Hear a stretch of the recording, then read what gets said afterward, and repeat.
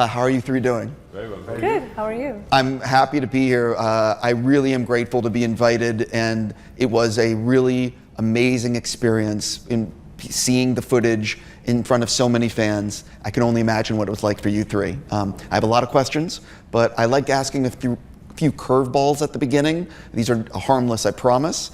And the first one is, what is your favorite Indian food and what is it? Mine is good old Hyderabadi chicken biryani. I love it. I had it yesterday, actually. It was quite good. Yeah, Hyderabad is incredible food. I love the chicken biryani too, but I'm a big fan of chaat. Chaat is street food, Indian street food. So, you know, that's my favorite. Yeah, she can eat everything. Yeah? He's just jealous. Just jealous. Because he can't. Sorry, forgive us. Yes, your favorite food, So, I mean, when you say Indian food, it's a bit like saying so Indian diverse. cinema. Oh. There's no Indian food, you know, it's like the same food across in different parts of India are very, very different. Yeah.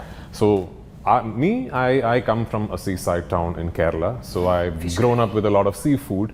I love rice and fish curry from back home. Yeah. You know, that's my The comfort Kerala food. fish curry is clutch. Is it with the things you've mentioned? Do you like to cook, or is it something that you just like to eat? We like to eat. The answer Yeah. for all three of us. Yeah. One of the things, you guys have all done a ton of projects through your career, and I'm really curious, which previous project changed you the most as an actor and as, I'll just say as an actor, or maybe even as a human, you know, making something and the impact it had on you? So just to get back to your question, ton of projects? No, he's done a ton of projects. Done like 100 movies.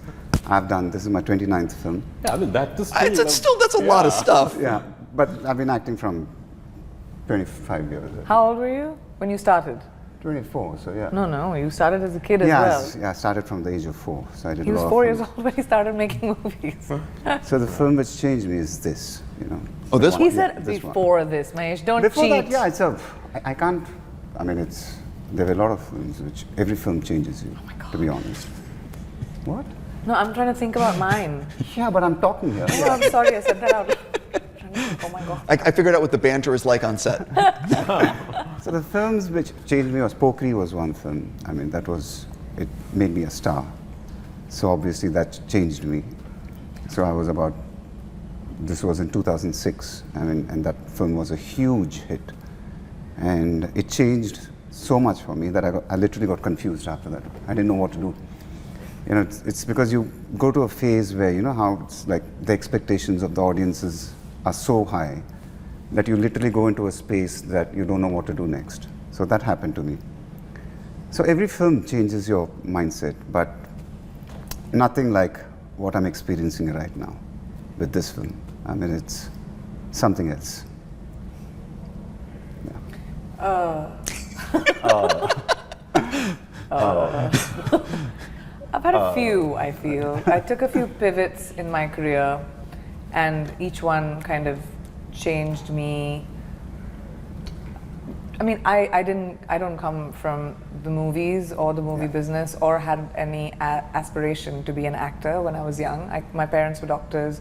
I come from a really academic family. I loved watching movies, but I never thought in my head that that was an actual profession that a person could do at that time. So I kind of got thrown into it after winning a beauty pageant, and so my film school was a film set. So everything that I've learned from filmmakers that I've worked with, co-actors that I've worked with, and I still consider myself a student. But I've had, like, Fashion was a really early film for me, which changed me. There was another one called Barfi, which was a really difficult character and undertaking to take on, and apparently I did it successfully. And then when I pivoted and went and started working in the West, you know, kind of the culture of filmmaking is completely different, and then trying to navigate that. So I feel very privileged to, you know, be challenged and have and take on challenges, and then coming back to do a Telugu film. Like, I don't speak the language, I don't understand the language, so I had to phonetically memorize and understand each word to be able to banter in the movie. So improvisation is really tough. So I lean a lot on the director. But like I love that as a challenge, and hopefully I'll be able to pull that off well. I'm confident. I try. I'm confident. I mean, as an actor, you realize that every film there is something you learn, unlearn, you discover. Sometimes you learn what not to do. Sometimes you learn what to do. Every film is a lesson. So it's pretty impossible to pick one film that is stand out for you. But since you asked the question, recently maybe there's a film called The Goat Life, Adu on Netflix, which really pushed me as an actor for multiple reasons. One, for what the role was about. It was about someone who gets stranded in modern day slavery in a desert in Saudi Arabia for 3 years. And I just had to completely transform myself physically and everything. And the shoot got stuck in middle of the pandemic, and the entire crew, myself included, we were in the deserts of Wadi Rum for 3 months, not shooting, just stuck there. And finally had to come back in a repatriation flight back to India. And then a year and a half later, go back to Jordan and then Algeria and then finish the film. So the process plus the character, there were a lot of lessons there for me. It's called The Goat Life. It's streaming on Netflix now. Interestingly, now that you're from the US, one film that I should talk about is something I did back in 2014, I think, where I played an Atlanta Department police officer, and it was shot in Atlanta. And I played this Indian boy who was adopted as a teenager by an American couple who grows up in Atlanta and becomes a police officer there. And I realized back then that was the first time I was trying to root a character in things that I did not know at all. So as an actor, you try and associate moments of your character arc with things you have experienced in your life, people you have seen around you, literature you have read, maybe films you have grown up with. I had none of those crutches for that character. So I had this wonderful experience of actually speaking to policemen in Atlanta, and the policemen, the typical policeman that an Indian actor would imagine is so far different from your American or Atlanta PD sergeant or captain, that it was really interesting for me to be truly swimming, not knowing which way I'm headed. That was very interesting. That also was a film that I think I learned a lot. Jumping into why I get to talk to you guys today here in India, which I still can't believe I'm saying. I hate asking a generic question, but nobody knows anything about the movie beyond this little bit that we've seen in the teaser trailer, or trailer, however it's called. A lot more than I thought we would see, actually. So I'll actually, then I'm going to switch it to, what was it like for the three of you seeing that footage? How much did SSR tell you about what would be in the trailer, and how much were you, when you guys were sitting there in front of 50,000 or however many fans were there, and watching it, like how much were you seeing things for the first time? No, we knew about it, exactly Yeah. what he wanted to show, So we started work on the teaser a year ago, and the 3-minute video footage which you saw took 12 months for the team to do it. And so we knew exactly. Usually he gives a press conference and tells the story of the film. So for this film, he didn't want to do that.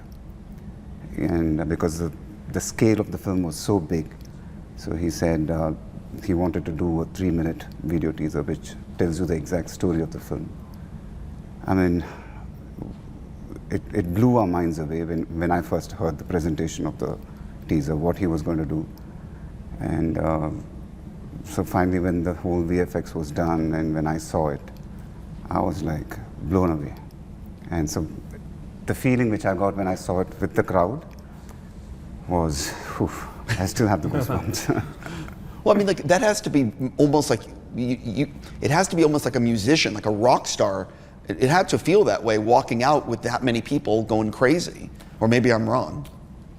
No, but you're not. But, India loves its movies.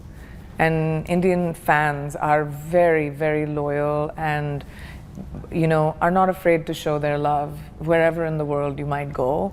So, and especially with Telugu cinema, and Mahesh can talk about it a little bit more, but, these kind of events are not uncommon. It happens often, but never so early. It usually happens, when the movie's releasing, but to do it so early, a year or something out before it even comes out, was spectacular. But also like that screen that we had, which people, like it's the biggest screen in the world. So to be able to show the trailer or the 3 minutes of each chapter of the movie. So what that trailer shows you is where the movie travels, you know, every part of the travel of the movie. And there's so many Easter eggs, which I know a lot of fans have already started speculating about. Some of them have a lot of it right, which is terrifying. I was like, how did they figure that out? But they're like zooming in and, you know, but that was really incredible when I, like Mahesh said, we knew what he wanted to make, but to be able to see it with the euphoria and the energy of that many fans that had been waiting for such a long time to get a little glimpse, and then to be able to see the scale of all of our characters and the journey of our of the movie from like 2000 BC to 2027 was just, it's amazing. So it was really, really cool.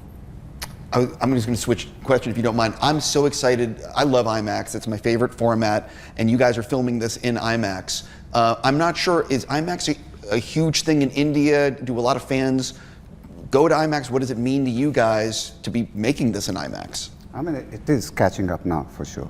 It is, I mean, the experience of watching it on a big screen is something else. And so if the right film comes for IMAX, I mean, the experience is going to be unbelievable. And by the time our film comes in 2027, there are going to be more screens, and it's going to be big. Yes, I truly can't wait. I'm going to switch and ask you an individual question if you don't mind. What do you want to tease about the wheelchair and your character? And how comfortable was it, Prithvi? How much I fun could was fall it? asleep in it, yeah. I mean, just because you said that, there was this one day of shoot when he was in his wheelchair, he couldn't move, the poor guy. And he had a very long monologue happening. And there were these flies sitting on his face. No. And literally, the poor guy, he was like, he couldn't do anything about it. And he was actually praying to the flies. He said, for this one shot, please don't come near me. Because he's incapacitated, so he can't Yeah. he can't move his limbs. Because to make sure that, you know, And I think they heard his prayers. They didn't come near him for that shot. He just prayed and bingo, the flies were gone. Yeah, to make sure that, you know, I don't involuntarily move my hands or legs. My hands and legs are kept tied, I mean not tied, like sort of locked in place by a mechanism where I can truly then be sure that, okay, whatever I do, I'm not going to be moving my hands or legs. Which then also means that in case a fly comes and sits if on you my want to nose, itch your nose, you need somebody else to do it. Yes. So yeah, it is. But you know, Sorry, sir, I have to interrupt. The first day I was like, I got my dialogue wrong, and I was like, so I put my hand literally on, and I said, sorry. yeah. So this guy's not, he's like, that's not my leg.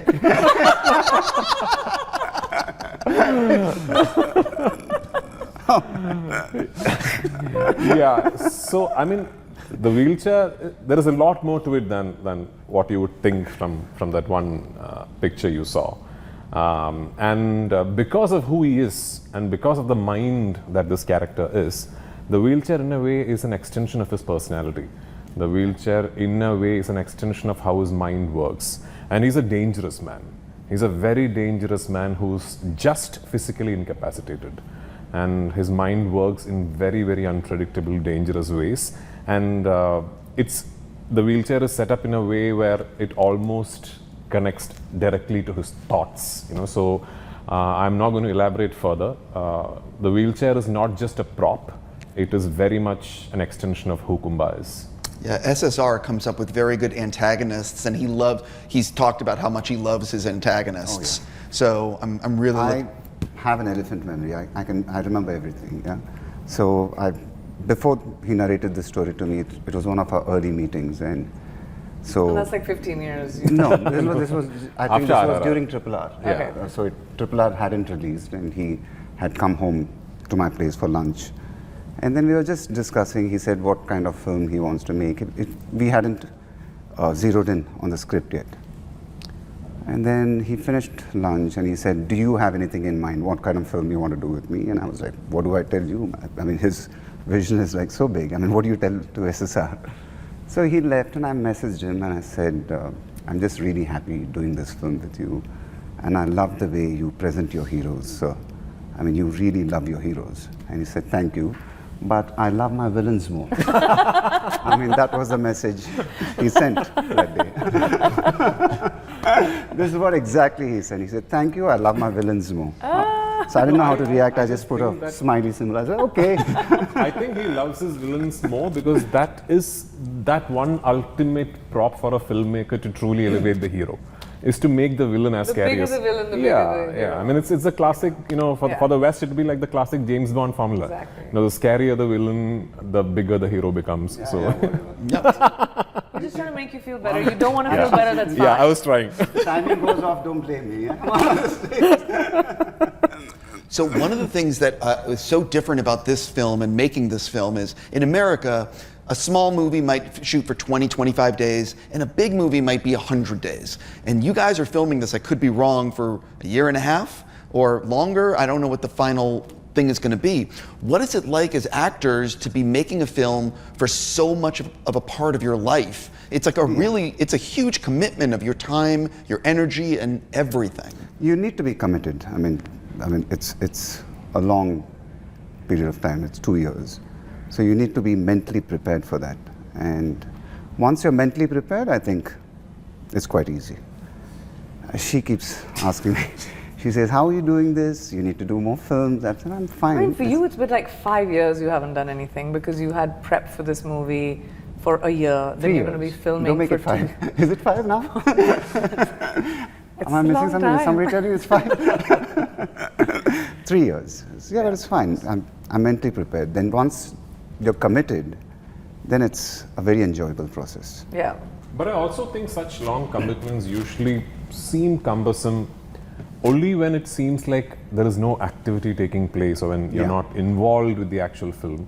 But with Rajamouli sir, even when you say 1 year or 1.5 years, that does not mean we are shooting every day of those 1.5 years. Plus, all through as actors, we are constantly engaged. We are probably in rehearsals or test shoots or testing. And if you ever have an opportunity to see how he shoots, you realize that the pace is frenetic. On set, if you come to a Rajamouli sir shoot, it's not like anybody is sitting around. I mean, some days we hardly get like 5 minutes to catch a bite in between and then for lunch and then we are back on set shooting. So the shoot pace is frenetic. It takes so long because of what he is trying to achieve, because of the sheer ambition and scale of the vision. Some days we might be like from morning 7:30 to 6:30, we might be trying to get that one shot, and at 6:30 we could be at take 94 and we'll be like, okay, that's a wrap, we are going to try this again tomorrow. Yeah, we've done that. We've done that. Complicated camera movements Yeah. and so many things happening at the same time. But also, like, just for context, production schedules are different in Indian films than they are in America. We shoot a lot here with like every set or every location. So you'll shoot for 25, 30, 60 days, say for example, you shot that part, and then you'll take a break for a little bit while the other one gets set up. So the commitment for actors is usually a long time, and this film is like times X of that, just because of the vision of it. I'm curious for thus far, what has been the most difficult shot or sequence of the film, and what can you tease about it? For each one of us, or generally in the movie? No, actually, no, I want to take that back. I want to change to a different question. One of the things I love about SSR's movies is the way he used slow motion just so fucking brilliantly. I held back the curse. And he told me how all those slow motion shots are figured out way in advance. So I would imagine all three of you are going to have moments of slow motion. What has he told you about your shots, and how excited are you to be in those shots? The beauty about him is he does not explain the technical aspect to the actors. He does not say this is a slow motion shot or this is what. We're not supposed to know that. Oh, really? Yeah, he's supposed to know that, and he handles it. So he doesn't tell you? I mean, we'll hear it if he's like, okay, says 46, whatever. We'll hear if he says 48 frames or but something. most of the times it's like, I want the expression like this, I want you to do this, he just explains what he wants, and then you do it, and then it's like, okay, and then you hear nice, and then you hear very nice. If you hear very nice, that means you're like, you can pump your fist. I mean, you've given a brilliant shot. So it's usually like that. And I mean, that's how it should be also, because it's not our job to know how. Yeah, our jobs are to know our characters and not more Sure. than that. And Yeah. he really protects his actors and our minds and our sensibility when we're working. I mean, I love good slow motion, of course, And but the one common quality all of us have is, I don't know, I don't check the monitor, neither does she. And I've hardly, I don't think he can check it also. I was gonna say he's He can't move. He's trapped in his chair. Even if he wants to, he can't check the monitor. So none of us have this habit of going and checking the monitor. Once the shot is done, they're so we have moving no on. idea what it really Because will I be. mean, we are very, very secure that way, because we know that if he said, okay, next shot, that okay is okay. I mean, She was we a bit for confused initially. She was like, okay, is it nice? Is it okay? But, yeah. I'm assuming it's nice, because then she would hear nice. Then she would get excited. We count who gets more nices and who gets more very nices So and who gets like an okay. No, just because you shot a little bit more than me, that's why you have more. Not because you did a better job. Yeah, but one thing I've noticed with Rajamouli sir is, for all the grand visuals and the sheer scale and imagination that his films carry, I've realized that as far as possible he sticks to the most simple basics for his filmmaking. I've seldom seen him setting up a gimmicky shot. In fact, never. Yeah, I've that's never true. seen him attempt a gimmick with the camera or an unnecessarily complicated track movement. Nothing. For him, it's about the basics. It's about classical filmmaking done right. Now, when I say classical filmmaking done right, it might seem easy, but that's the tougher thing to do. You know, there's no escape mechanism there. When you're sticking to that language of making a film, you really can't have an escape mechanism for a shot that you're not able to capture, or a moment that you're not able to get. You will have to just keep at it till you get it, and that he does. That he does. If he will go on till he gets what he wants. It's Kubrick-esque. Yeah. It is. I think I'm out of time. I'm making sure. Yeah, I'm out of time. I'm just going to say it's great to see all of you in India. I really can't wait for sometime in 2027 to see the film. Thank you. Thank Great Thank you talking for to your time.